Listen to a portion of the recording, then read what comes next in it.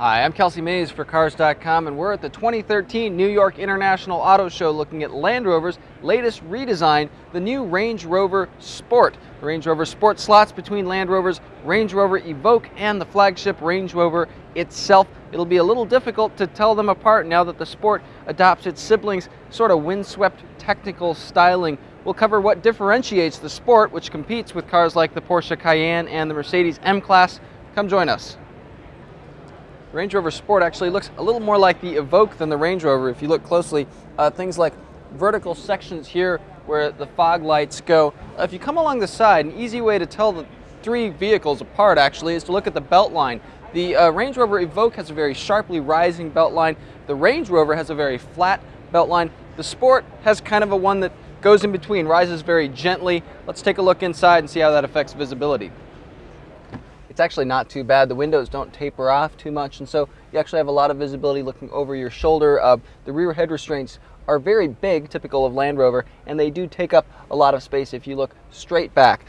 Cabin materials are what you'd expect for kind of a mid-tier luxury SUV. Lots of leather along the dashboard. There's even stitching around the steering wheel here. Land Rover has ditched the rotary knob in the Range Rover and Range Rover Evoque as a transmission for this transmission gear shift right here. It's got electronic detents, very common among luxury car makers. Now, none of them feel good, and the Range Rover Sport, kind of the same story.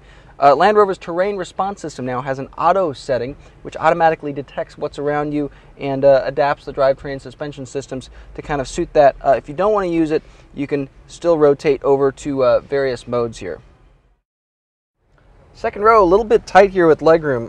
I've got enough, but people who are taller might find that it's a little bit short for them. I'm about 6 feet tall, and that's where I would sit to drive. Headroom is excellent, but the seat could sit a little bit higher off the ground here. My knees are a little bit up in the air, especially given all the extra headroom. I wish Land Rover had raised the seat a little bit. Very comfortable back here, plenty of features. We've got individual climate controls in this car at the auto show, heated and cooled seats. Very luxurious. There's an occasional use third row.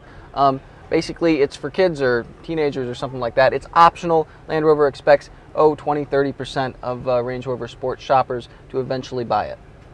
A note about engines, there's actually a supercharged V6 now available. There's also V8s, less power than before, but the Range Rover Sport, through the use of extensive aluminum parts, is 800 pounds lighter than the last Range Rover Sport. That means it's quicker and more fuel efficient despite having less power. I hear that's like losing a gorilla.